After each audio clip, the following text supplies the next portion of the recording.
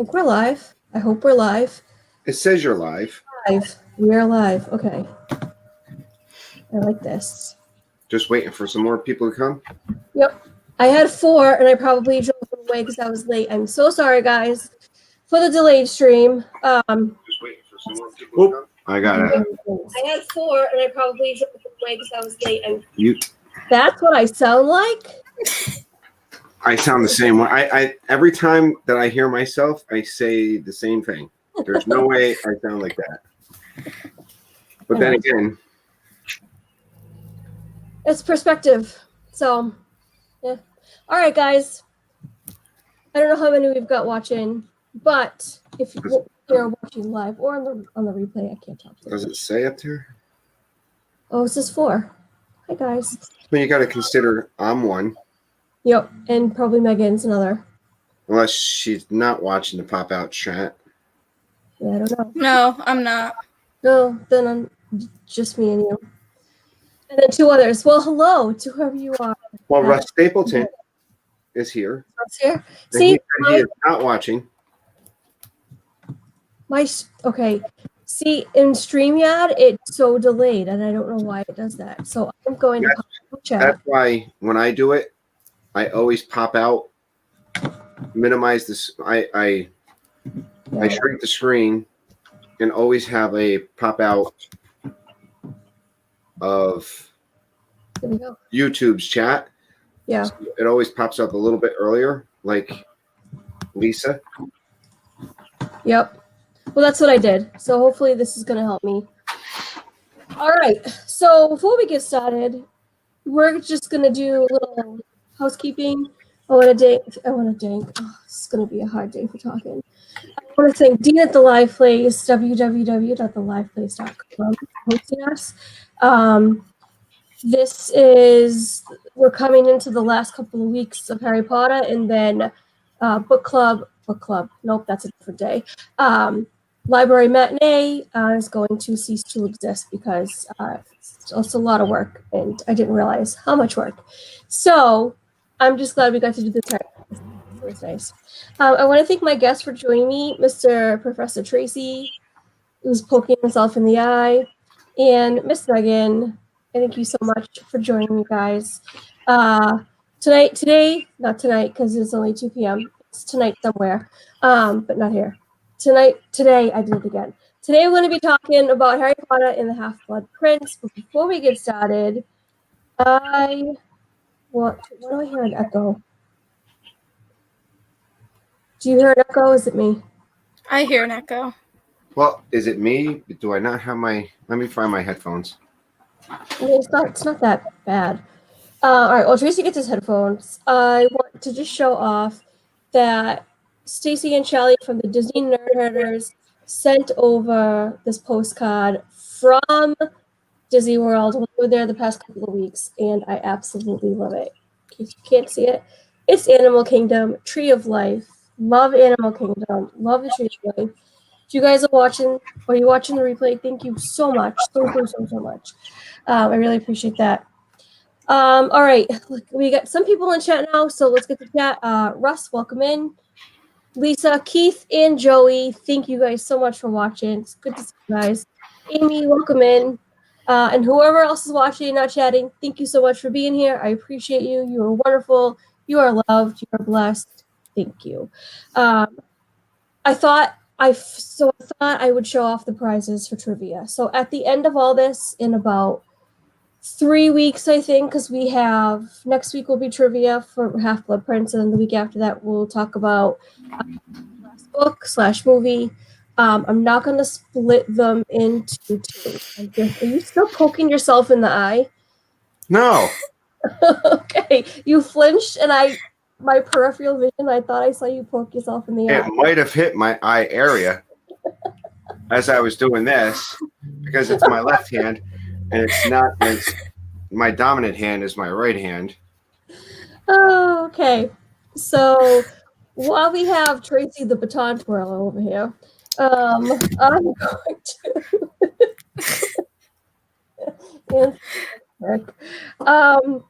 going to show you I'm going to show you guys some of the prizes we have. So, like I said, the first thing we have, once I tally up all the points at the end, is Batman comic book. That's one. The next thing, I had a lot more than I thought I did. Next thing is Harry Potter Funko. It's not the limited edition one, but it's still cool. He's holding the invisibility cloak, and I love the colors that are in this. I think they are magical. Who's currently leading your point system? No, I think it's Avery. It's either, it could be Avery, it could be you. I only got 1 weekend, and I did a pretty good job of making up for weeks missed. Yeah, you did. That's why, because the points are scattered across the board. So, because I think Russ thinks he's in the lead. yeah, Russ has 0 points, so just don't go by that. We're just gonna say he's in the lead, but he's really not. So the next thing that I have here up for grabs is a Kingdom Hearts tumbler. And then I have a couple of these. They're negotiables, but they're figure key rings or Disney key rings. I know it has nothing to do with Harry Potter, but that's okay. And then I have a cute little Harry Potter Mash'em. If you don't know what a Mash'em is, it's kind of like a stress ball, but like a jelly stress ball. And it's super fun. So that's everything that's up for grabs for the giveaway. One person will get all of this stuff at the end of the series in 3 weeks. It's going to be amazing. I think so. So, anyways, all right, guys. Half-Blood Prince. Wait, Garrett, welcome in. you got Rhonda, it. welcome in. Rhonda and Garrett. Just if I miss anybody else, just let me know. So, before we start, can we wish a very happy birthday to Mama Mouse? Yes. And Pete Mandap. Yes. Happy birthday, guys. If we were just in that, we would sing, but we're not, so we're not going to sing. You don't want to hear me sing. I sang enough when we were talking about Beatles. And that was great. So, yes, happy birthday to Mama Mouse from Rise of the Mouse and Pete. Hope you guys have an amazing day. And I can't wait for Pete's show tonight. He has Disney Dan on, and I'm so excited for his Off the Wall show, 8 o'clock, guys, Eastern Time. If you don't know who Pete McDevitt is, I highly suggest you get acquainted because he's amazing. So I should just sing now because Russ said please now. Yeah, maybe you should do the happy birthday. They say it's your birthday. What's my birthday too? Yeah. All right, that's it. I am here to make people laugh. So I'm Professor Tracy, so I am the professor of laughter. a very undertaken class. I think I have like maybe 1 or 2 people, because I guess it's magic to make people laugh. I don't know. I lost. That works. I lost where I went. That's all right. All right, let's get started. Half-Blood Prince. What do we think of the book, guys? What number does this book rank in your list of Harry Potter books? First of all, Megan, you should deep thought. I'd say, I mean, it's not one of my favorites, but it's not one of my least favorites. It's probably about a 4 for me. Okay. I'd rank it at a 4. I would say this book is obviously below the Deathly Hallows. I like Order of the Phoenix and Prisoner of Azkaban. Actually, you know what? Believe it or not, I wasn't here for your other books, but Prisoner of Azkaban always ranks high on my list, only for the fact that it is the one book that doesn't have He Who Shall Not Be Named as the main enemy or protagonist in the book. You know, it's the one book that you don't. That's not where it's going. You know, all the other books you have the same exact protagonist throughout the whole. Yep. So I would say this is right below Order of the Phoenix. I mean, above Order of the Phoenix, below. So it's my third best book. Below Prisoner of Azkaban. Well, Antagonist, not protagonist. I'm an idiot. thanks, Rhonda. That's all right. I was not so smart sometimes. If you're a professor, you should be. I could be just like the professor in book 2, Gilderoy Lockhart, who just took everybody's stories and made them my own. Right, but you're not nearly half as conceited as he was, so. Oh, you don't know that for sure. Which, from my perspective, you're pretty mild compared to him. So, okay. Well, this book ranks, it's probably number 2 on my list. Number 1, I think this is in my top 3. I will say, just because, and for one fact and two, Harry and Ginny, and you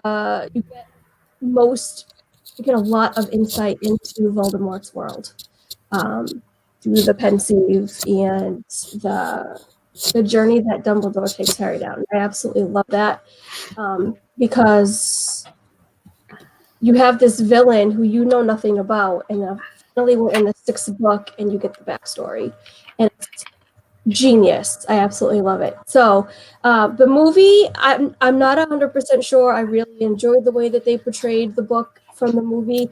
It is very dark, and I understand why they went with that, but at the same time, and as the movies go on, they've got darker and darker, and then I know that, but I don't know. I just book doesn't beat the movie. I think to do the book justice, they would have to have done what they did with Deathly Hallows as far as a movie, because the book is so informative. Mm-hmm. And I looked at it and I'm like, it's tough to whittle down so much information in such a short time. I would figure if you're going to this should be like an Avengers Endgame time frame. You know what I mean? A 3-hour movie just to make it worth. But again, it's tough. Yeah, I agree. Because you do miss some of that backstory that you get. Like, I understand they casted Bellatrix. What's her face is Bellatrix Lestrange, Helena Bonham Carter, and I always thought her would have made a great Tom Riddle's mother. When I read this book, I pictured her as Tom Riddle's mother because she pulls off that crazy and freezy, and she ended up being better at Bellatrix Lestrange than what I had seen it. But yeah, yep, I agree. Speaking of Bellatrix, something that really, when I was doing my research and gathering up my own thoughts and then doing some research online, something that I never really thought about is they made Bellatrix in this movie have a bigger role than she did in the books. Yeah. And you forgot to ask Megan where this lays. No, she said she's number 4. Number 4? Okay. Yeah, she went first while you were poking yourself in the eye over there. Yeah, I mean, so, some of the differences, especially since we're on the subject of Bellatrix, we'll jump right into that, is the scene where the Death Eaters come and burn down the burrow. That doesn't happen in the book. I absolutely hate that scene. At all. That was a horrible addition to what was the point? I just didn't see the point. I first watched the movies and saw that part and fought with my parents for like an hour because they swore it was in the book. And I went through every book in our house and I was like, no, it's not. And I fought with them for what felt like an hour. Yeah. It's crazy.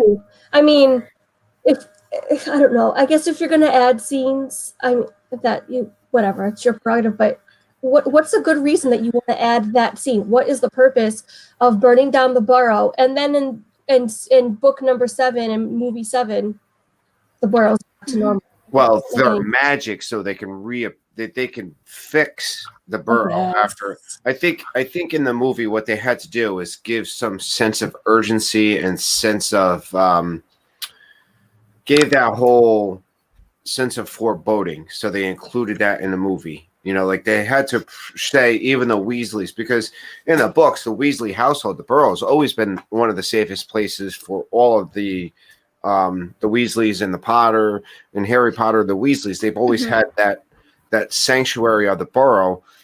In the movie, they pretty much said the Burrow is not as sanctuary as it should have been. So I guess it gave that foreboding and that sense of urgency.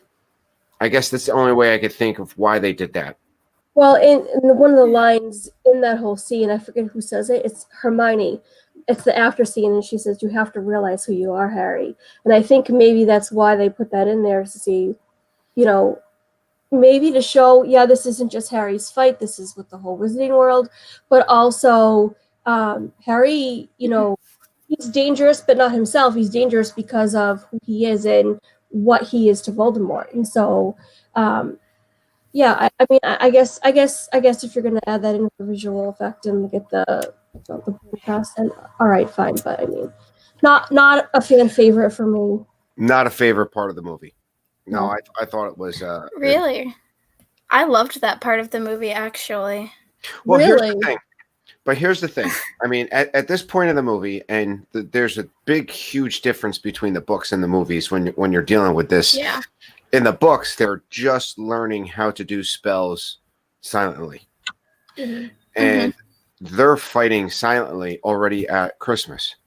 You know, in the book, it takes them a lot longer to master that silent skill. And here they are fighting silently inside at Christmas time at the Burrow. You know, they're defeating spells. And when you look at the book itself and you see where Harry does finally confront the Half-Blood Prince, and the Half-Blood Prince pretty much says back to him, you're never going to succeed if you can't master the silent cast. Yep.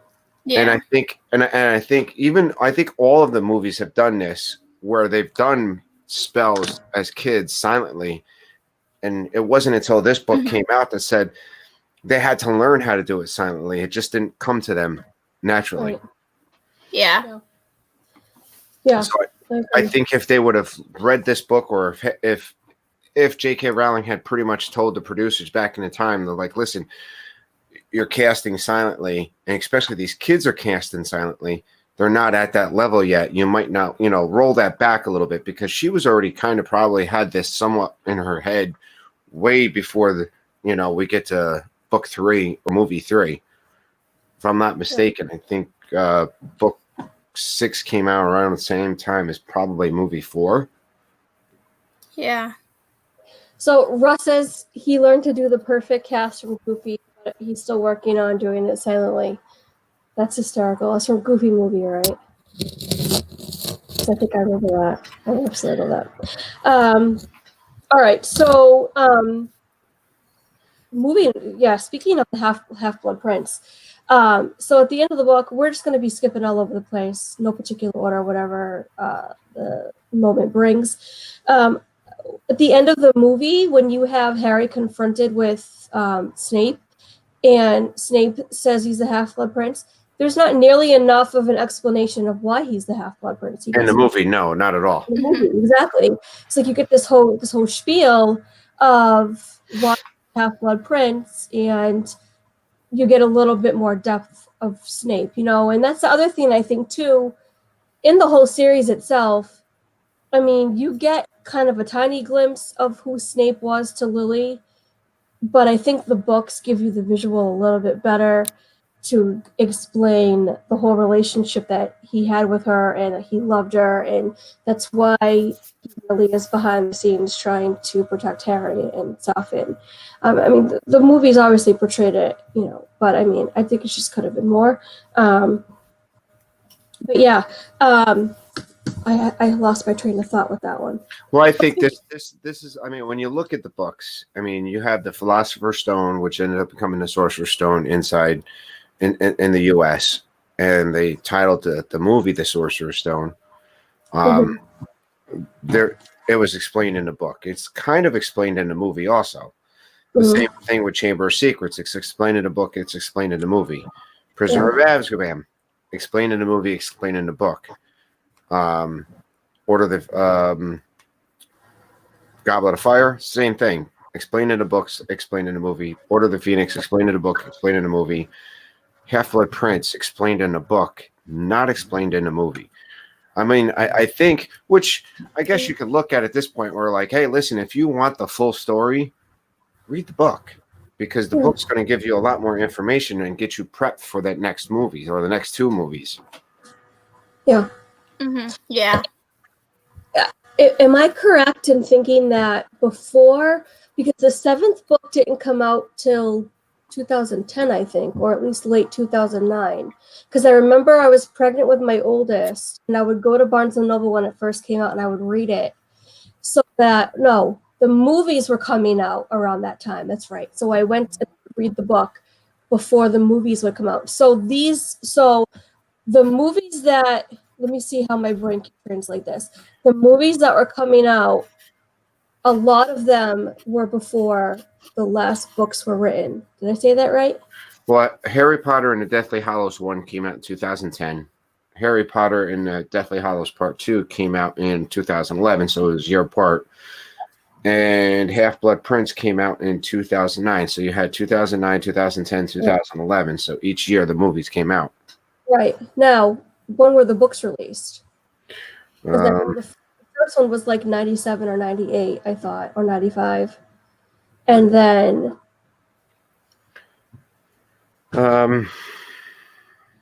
should have been more prepared about that. Harry Potter and the Prisoner of Azkaban. Sorcerer's Stone came out in 97. Yeah, okay, I say that. Order of Phoenix came out in 2000. No, I'm sorry. Sorcerer's Stone's 97.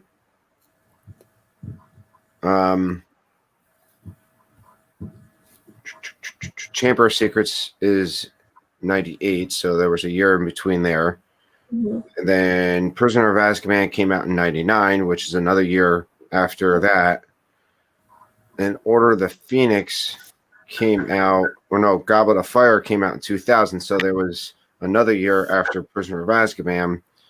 Order of the Phoenix came out in 2003, so there was a 3-year gap between those two books. And there was a 4-year difference between when the 4-year difference. There's 4-book difference compared to when. So there were only 4 books out before the first movie came out. Is what I was trying to say.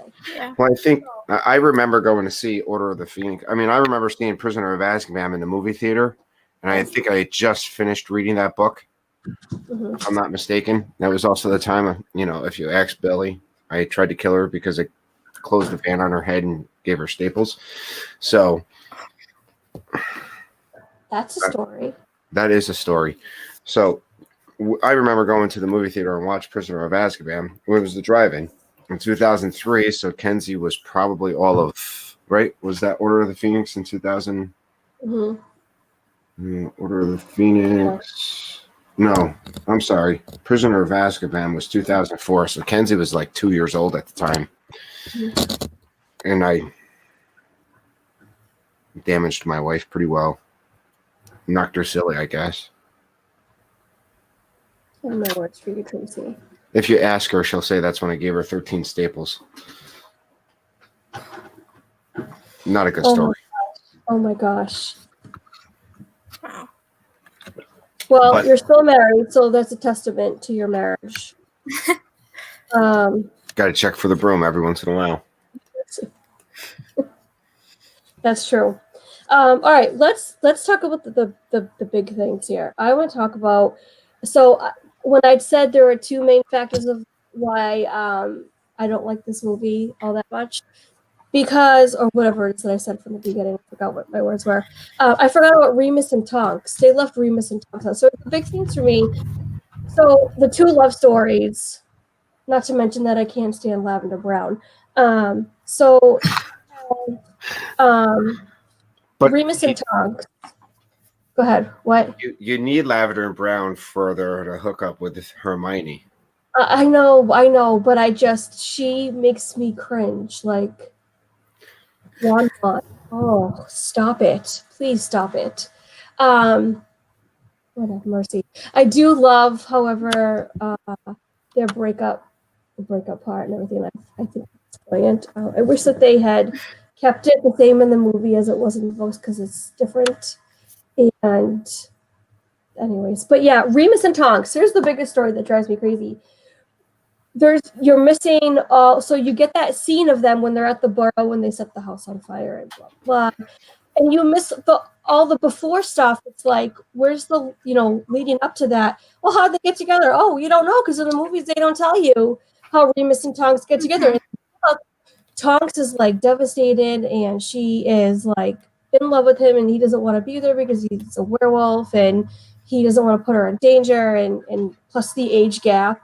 And I'm like, how do you leave that out of the movies? That drove me nuts. Mm-hmm.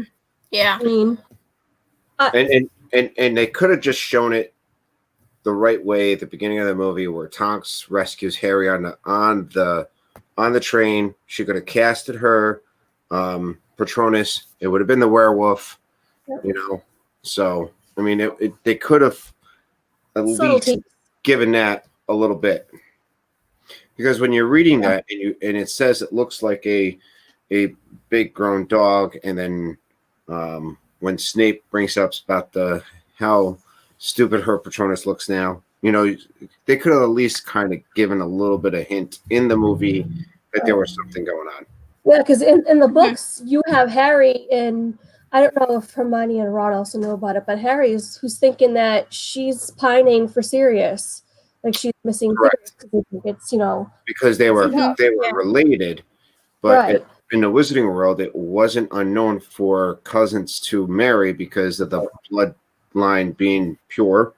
So maybe she thought in the books it was like he's pining over the big dog, which would have been Sirius, and it ended up being Lupin.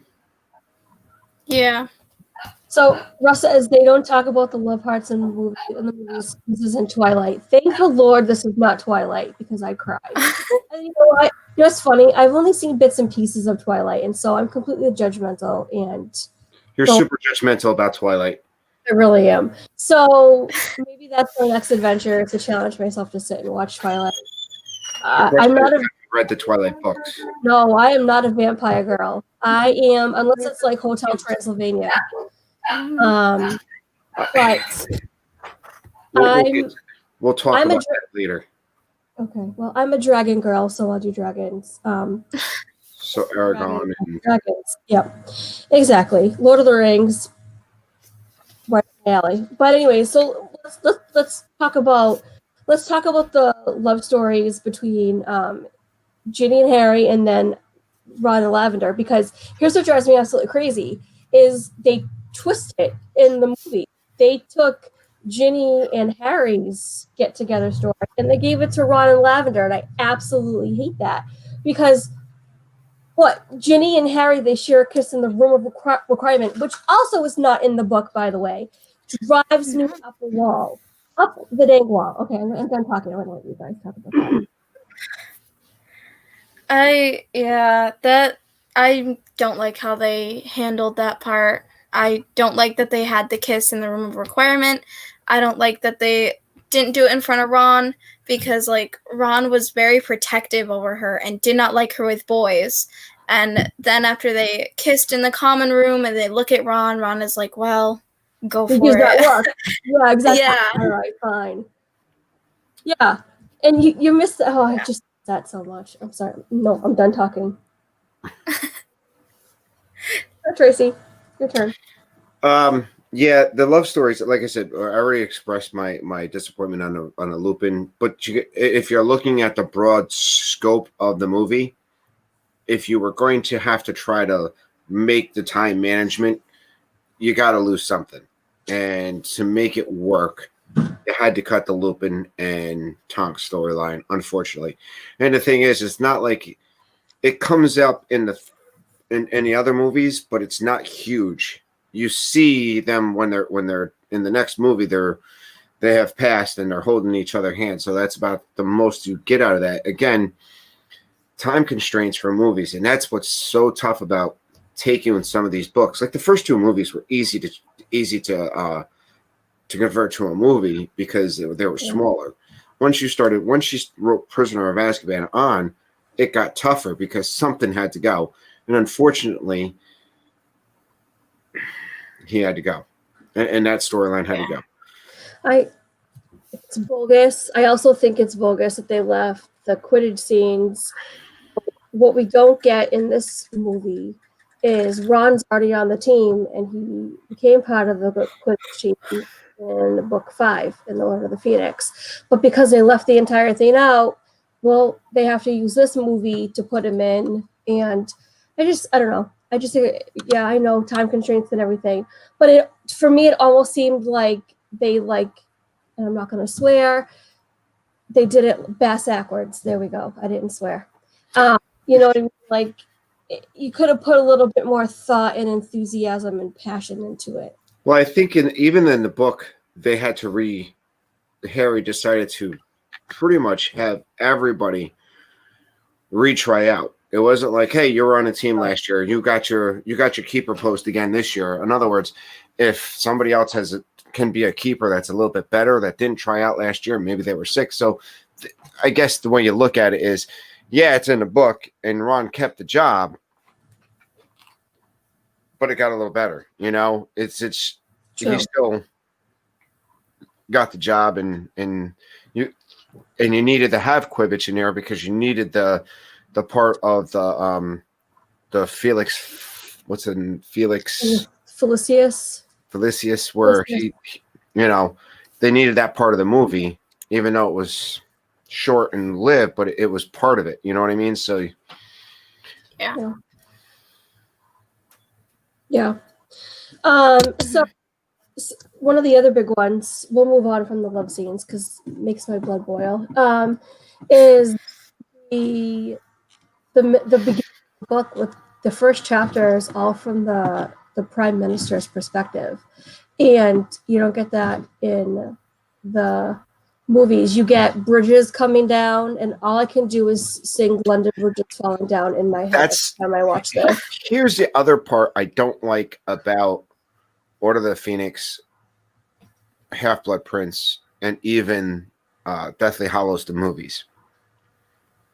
First off, they're flying and it's not apparating.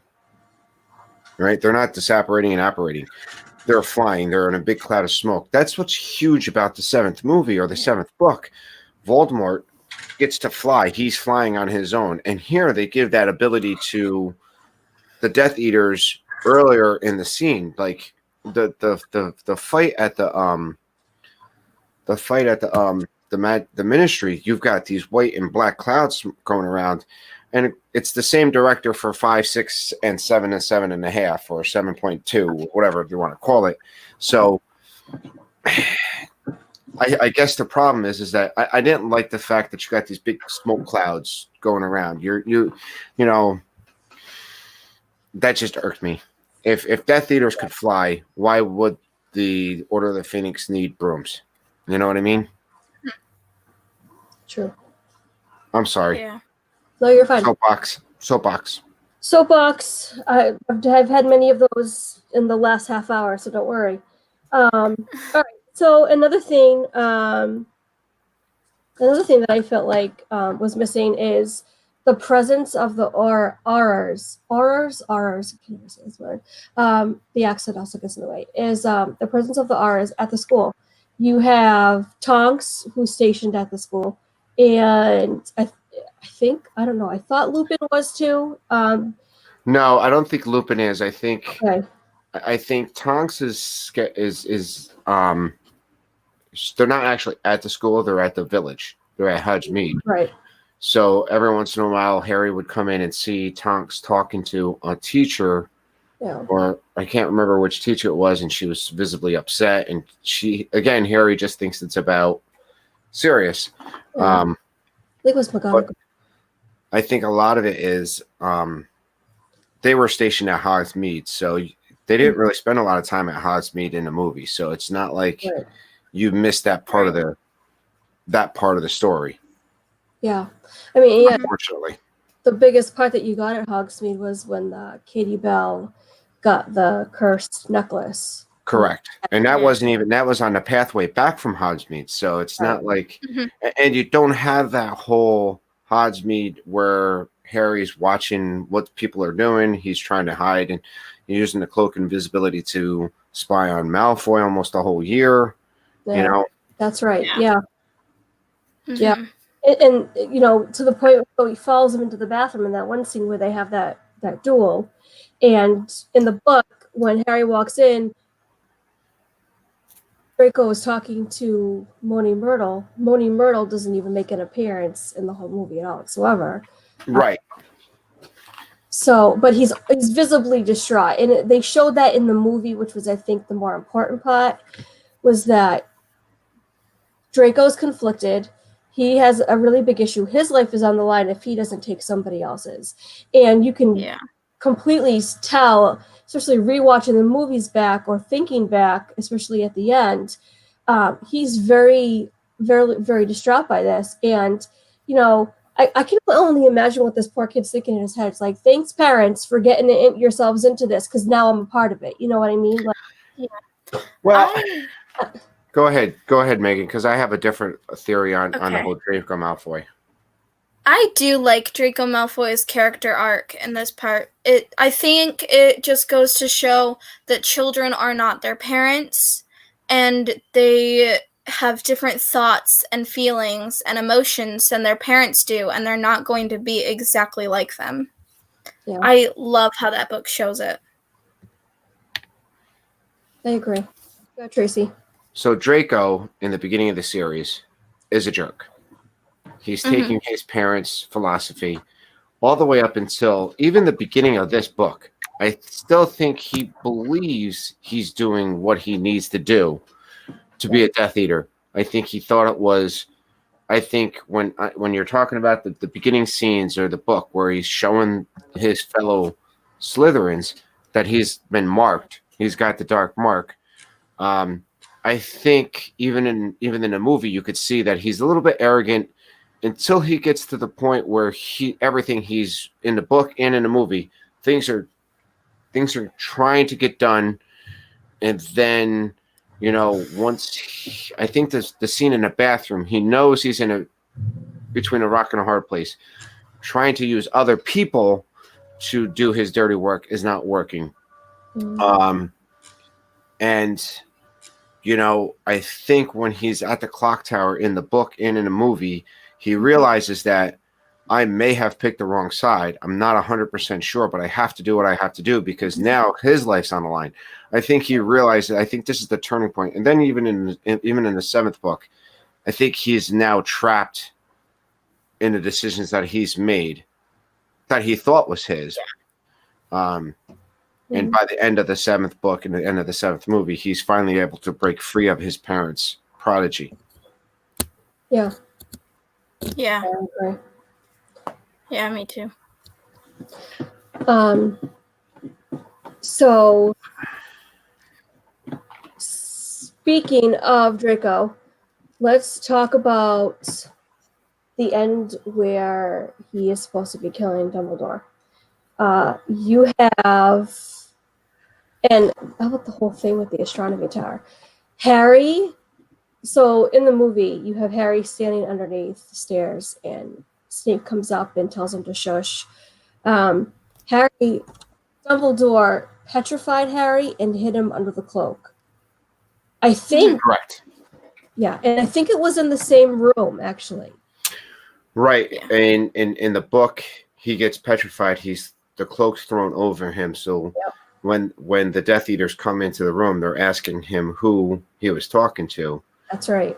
And when obviously we all know what happens to Dumbledore in the book, and in the book and in the movie.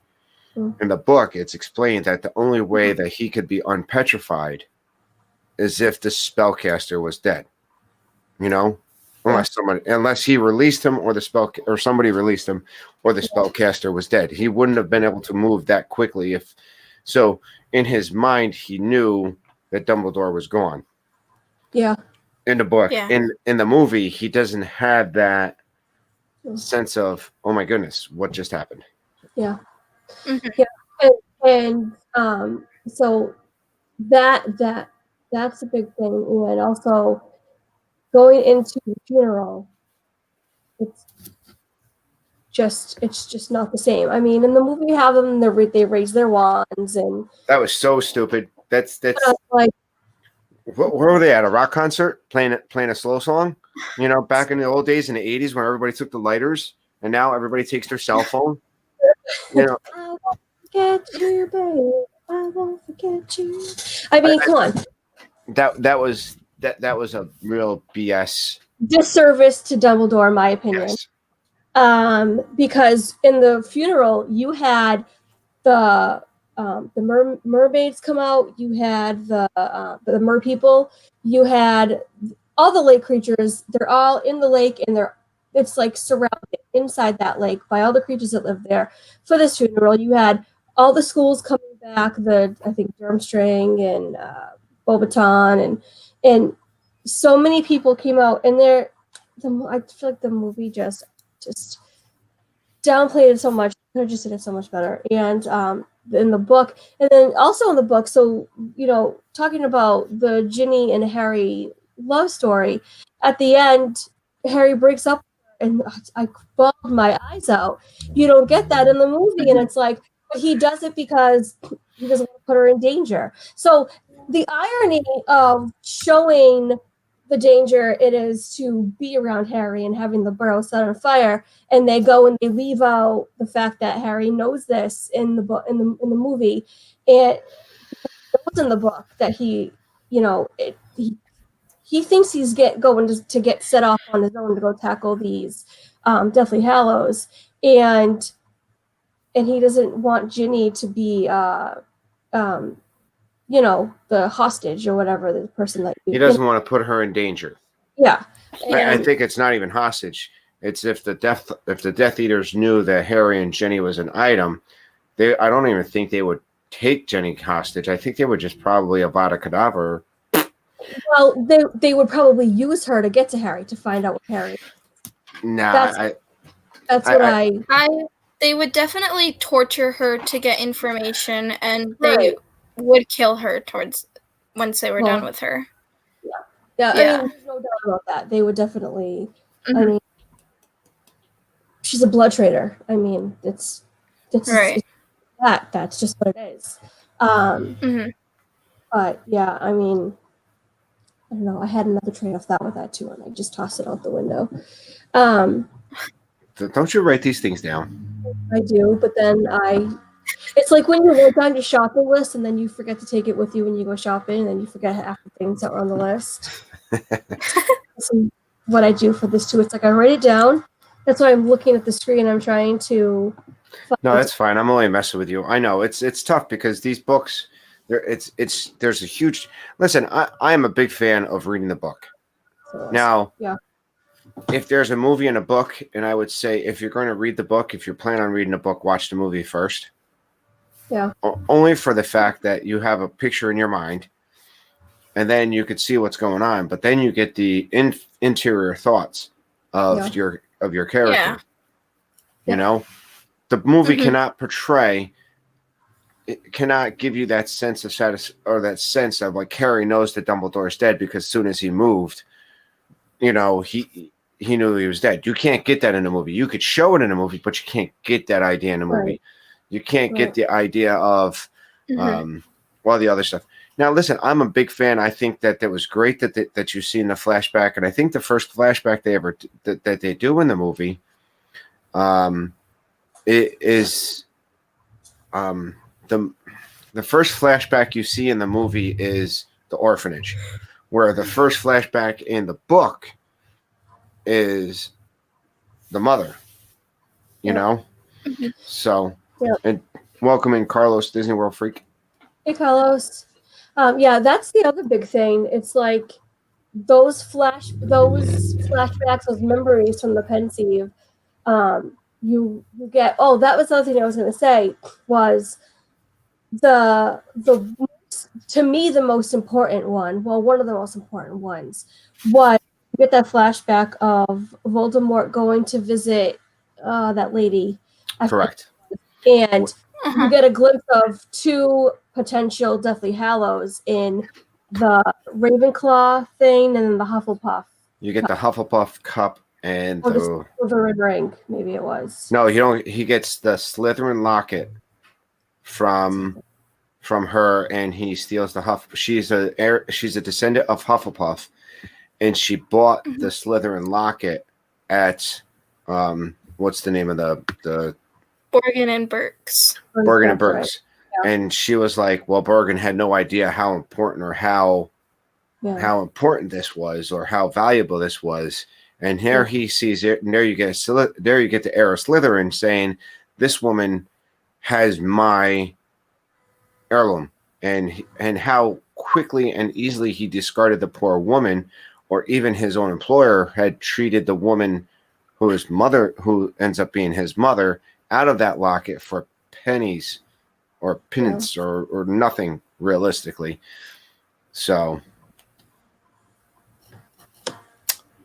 that was, like I said, again, there was a lot of information in such a short movie, but yes, I think, but then you would have seen that, because the only thing you don't see in the first book, as far as the one hollow you never see until the very end, even in the Deathly Hollows, is the diadem. You see it, it's in the book, but you don't know it's the diadem until this next book or the next movie. Right. And I don't even think they show the diadem in the movie. In this movie, you're supposed to see the diadem because he's supposed to go back and recollect, I've seen that diadem before. I think that's exactly what it's called. It's called a diadem, right? The diadem. Yeah. Yes. The lost diadem. Yeah. Yes, because in the book he hides the Half-Blood Prince book in a wardrobe and puts the mannequin with the diadem on its head on top of it. And then in the next book he realizes what it actually was. Yeah. And they don't show that in the movie. No, they don't show the diadem. Ginny and Harry in the room of requirement to hide the stupid book, and Ginny never went with Harry. Okay, rant over. Well, in the movie, she kissed him. So lame. I'm sorry. I'm a little salty over this. I have a shirt for that. It says salty. Seriously, I think I need one. This probably for me, and yes, Carlos, one's out. This for me is probably the book that I think is the most disservice done to it from the movie. In the movies, yes. In my opinion. Because there was so much information that needed to be said in the movies, and there were so many in the movies that you could have ditched and replaced with more important ones from the book, in my opinion. So, I don't know. All right. Last thoughts. Megan. Nope, Tracy. No, go ahead, Megan. She's picked you, Megan. Let me think. I have to think. I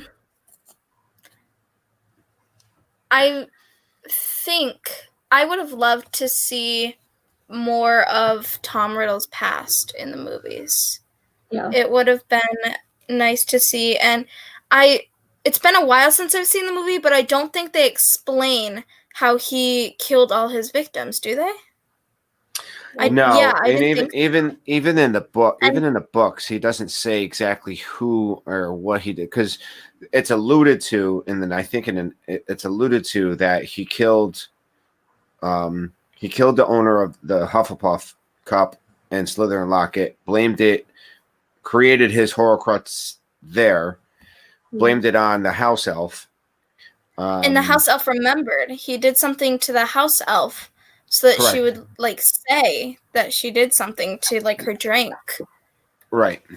So I think that's where that comes out to the fact that I think with the ring, the first Horcrux he makes is the ring when he kills his uncle. Because he goes back to the house, and that's not in the book. That,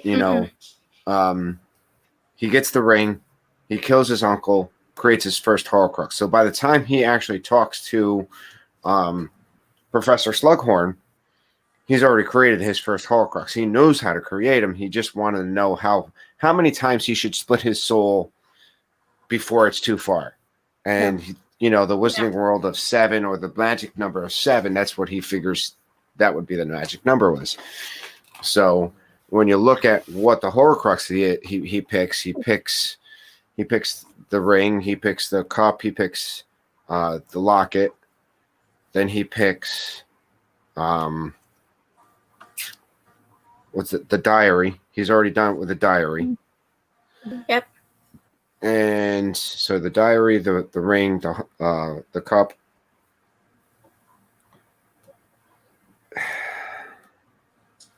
Yeah, the locket, the snake. Did you said the ring? You said the book. I said the ring. Diadem. I said the book. And the diadem. So he had Diadem. 6. He created Harry, not knowing Harry was. So he thought his soul was split in 7 by his soul and his 6 Horcruxes, not knowing he actually split his soul 8 times because he created Harry in that last piece. And yes, he split his soul. So I think, and then it doesn't show you where he went back to Hogwarts to interview for his job, for the defensive against the dark arts teacher, and now you have Dumbledore at full headmaster pretty much saying, what are you doing here, Tom? We know this is not what you're. And to come to find out, he was there for the diadem. No, he got the diadem already. He was there to hide the diadem, but he was also trying to get the sword of Gryffindor because he wanted to create that one too. Right. Yeah. Mm-hmm. And Russ is funny because he's talking about Narnia, and is he? Yes. See, it's not. I forgot to pop my chat out. Well, see, here's the thing. This is also the book when it was. Do you guys remember? I don't know how old you guys were when this book was released. When did I say it was released? 2000s. This unfortunately had the book when they had the release at midnight.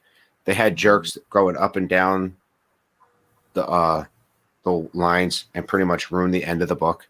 Like there was people that was like, as soon as they were buying the book, walking out of the bookstore, people are riding down the road going, Dumbledore dies. So it totally ruined the book for people. And those, unfortunately, that type of atmosphere happened at this time too. Oh, I hit. That's Ryan. When these books came out,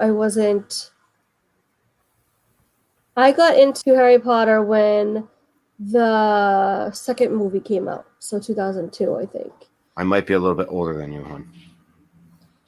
But yeah, a little bit. Just kidding. I did not get into 10 years, Stacey. 10 years. So. 2005, this came out. I did not get into these books until I was 12, which was about 5 years ago. Which is exactly about the age you should. Mm-hmm. Yeah. Which was, I did not go to any book releases because I was just a kid. My mom used to watch the movies on TV, and I never watched them because I thought they scared me. And then as I got older, I kind of read them because everybody else in my school was reading them. And then I got obsessed. But yeah, I never went to any of the book releases, any movie premieres, because I was young. So. And yeah, I wasn't. So the last book release was 2007. So I don't know how old you are, hon, but I know how old I was in 2007. Me too. Yeah, I was very little. I was 20-something. So. 25, 26. I was in my 30s. I'm a grown-up kid, Megan, if you haven't realized. I was That's 4. not obvious. Yeah. In 2007, Kenzie was 5. So she was 5. So you're about a year older than my daughter. If you haven't met Kenzie, she looks nothing like me. Sorry. At all. No. But yeah, I like the book. Believe it or not, to some point, I do like the movie. Take away the Christmas scene or the ruining of the Burrows. Other than that, I think the movie's not bad. And the flying Death Eaters. I think that was kind of just stupid too. But they should have had a little bit more of the Dementors attacking the not attacking, but floating around the atmosphere, making it more doom and gloom. And then and then somebody at least explain it to, the prime minister why his the United Kingdom is upset as much as it is, and realizing that he's not really, while he might be powerful, he's not the most powerful prime wizard in England, or prime minister, not prime minister. Yeah, I love that whole scene at the beginning, the whole chapter. I love that opening where it shows the relationship between Muggle world and Wizard world, or at least the. Yeah. And I don't think you ever really truly get that in any of the movies. You don't get the whole. And they tried with this one with Harry riding the trains, and then Dumbledore picking him up and say it's unwise of you to be traveling, because I don't even think you get the Dursleys in this movie. No, not at all. So this is. I think that's another thing. They have Harry placed in a cafe trying to pick up a girl. That did not happen in the book. That drives me. No. But and I think this is the second time in a movie series that you're robbed of the Dursleys. You're robbed of them in the Goblet of Fire, and you're robbed in them in this one. I think you don't get that whole Dursley experience. Yeah, that's true. And then when we get to the next movie, they got robbed even more, because even though you had the Dursleys, I think if you watch the deleted scenes and the outtakes, a much better Dursley interaction. Yes, absolutely. Yeah. 100%. Yeah, I agree. All right, it's 3:02. Yeah. This is a very invigorating conversation. Thank you guys so much. Thank you guys for watching. Before we actually wrap things up, I want to go to Tracy and have him tell us what he's got coming up.